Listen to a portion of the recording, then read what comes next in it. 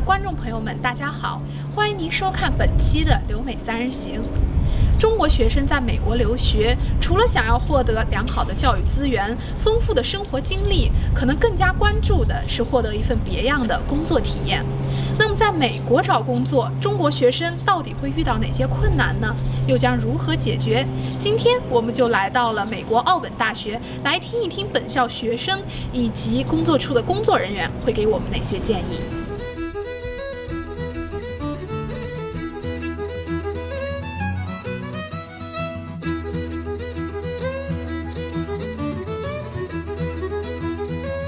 All right, so this is the Auburn University Career Center.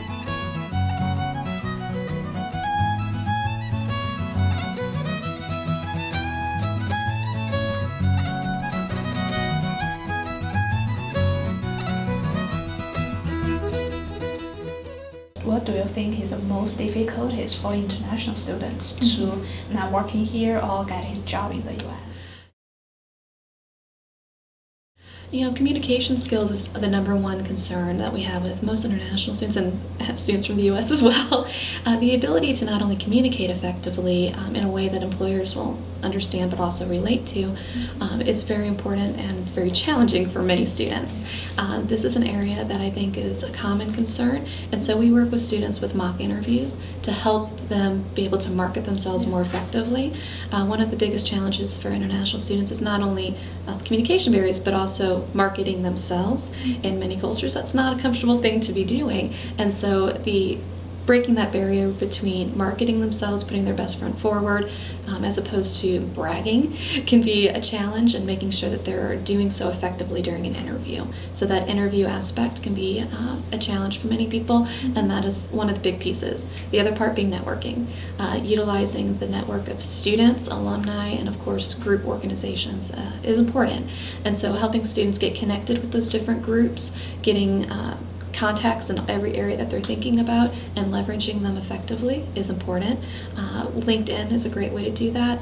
It's one of the many resources that we show students to make sure that they are not only staying connected with the people they know, but also knowing who they know to be able to do informational interviews and network professionally into positions. So those would be the two big ones, I would say. I think there's a lot of cultural barriers they have to get over, so they have to learn coming from China is a lot different from working in the United States. Yes. So there's the cultural barriers there they have to get over, just the subtle social aspects, the different networking is probably different in different countries. There's how they find jobs. It's a lot of jobs, it's more about who you know as opposed to what you know. So who you know is what's going to get you a foot in the door, and what you know is going to actually get you the job. So they have to learn those networking skills that they might not have had before. And for these difficulties, do you think what is the best solutions for these problems for international students, do you think? At least here at Auburn, so the Career Center, they give seminars. So they have seminars on things like proper professional dress. They have things on how to create a proper LinkedIn, on what you should have on your Facebook, on how you should design a resume.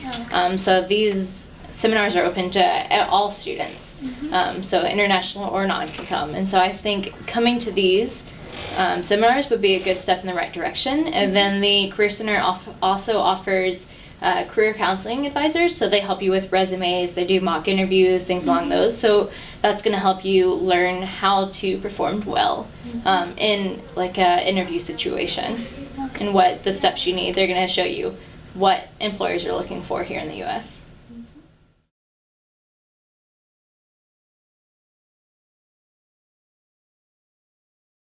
我叫唐亮，来自奥本大学计算机专业博士4年级。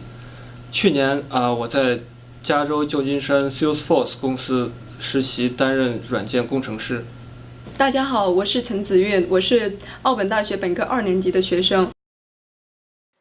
我是孙康，2012年开始在美国阿拉巴马州 Auburn University 学习计算机专业。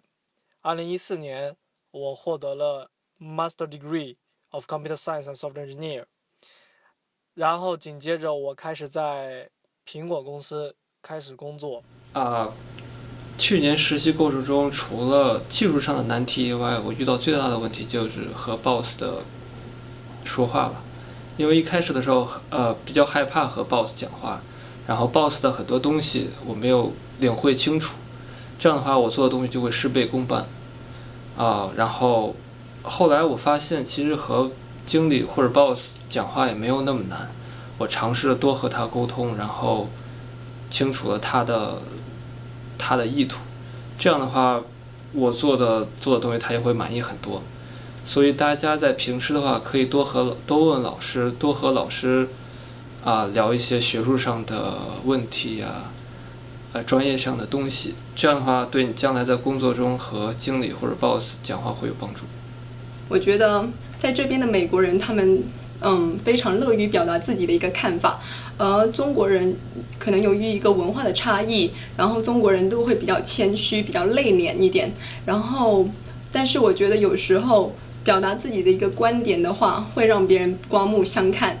然后我觉得还有就是，可能我们中国学生来到这边，可能由于自己英语表达能力不大好，然后会有一点害怕说，表达自己的一个看法。但是，英语其实是一种语言嘛，然后如果你经常去用的话，就会表达的越来越好。好的，谢谢。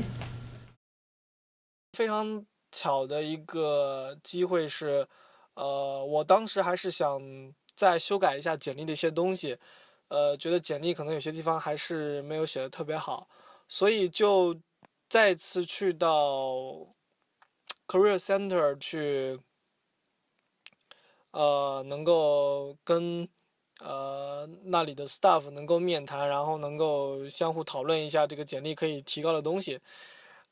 非常幸运的是，有一个 staff， 他手上刚好可能有苹果公司就是面向这个大学毕业生招聘的这么一个项目，所以他就给了我一些建议，让我把这个简历的模式改的更趋近于这个苹果公司所要求的这么一个规格和这么一个规范。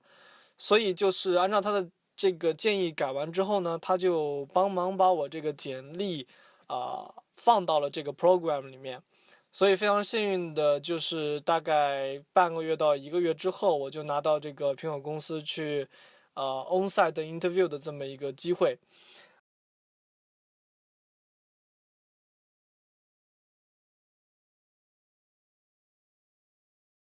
My biggest tip would be to get involved as much as possible on campus, not just with student groups that are international student based, but all of the student groups, because I think that's the best option to be able to utilize the network fully. Of course, international student networks are wonderful too. That's definitely a great part to navigate as well. But getting involved as much as possible on campus, volunteering in the community, and of course taking advantage of CBT or internship opportunities is number one. So that would be my biggest part, is getting out there, getting out of the comfort zone, getting to know people. That includes professors. Being just a member of a class group is not enough. Really getting to know your professors, so that once you need to leverage that network, but also get recommendation letters and references, that is key. So getting out there, LinkedIn is a wonderful resource if used effectively, and so knowing how to set up a profile that's appropriate, showing examples of your work, making sure it's a really complete profile, getting connected to alumni, and not just leaving it there, actually taking those steps to make contacts, discussing informational interviewing with people from around the country is the best way to really leverage it, and not just resting on having those contacts, really utilizing them effectively. So those would be my two big ones, and of course practice. Practice mock interviews, practice resume writing, practice as much as you can with communication. Those are the key elements that I would say that most students need to know about. So another tip you can do when you meet somebody, say you're at a conference and they're an alumni or not, or somebody for an organization you might want to work for, ask them for their business card when you're done talking. So when they walk away, don't do this in front of them, but when they walk away, you take that business card and jot something about them on the back, so what they look like, so it'll jog your memory as to who they are. and then mention some things on the back of the business card that you talked about. So when you go to email them later to kind of continue that correspondence, it's more of a personalized email. It's not a generic, oh, hey, we talked at this conference. It's more of, oh, we talked about this, and remember this, and this is who I am. So it's going to help jog their memory. It's going to make them be more likely to respond to your email if it's more of a personalized. 在去年我找工作过程中，我发现如果有公司内部的人帮你 refer， 这个效果是非常好的。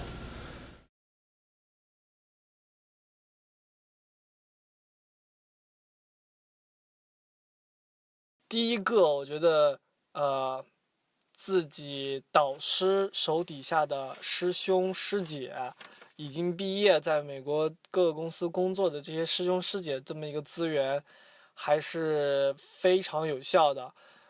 那么还有一个可以利用的这个找到 refer 的机会呢，就是自己学校或者是自己这个 department 有时候会有一些staff， 就是 跟 career 相关的一些 staff， 他们可能就是会跟以前毕业的本校的学生会有一定的这个接触和联系，所以他们很多时候会有一些内部推荐的一些职位和岗位会发邮件给这些 staff， 然后这些 staff 手上可能就有一些这样一定的资源，那么这一部分资源也是可以得到利用的。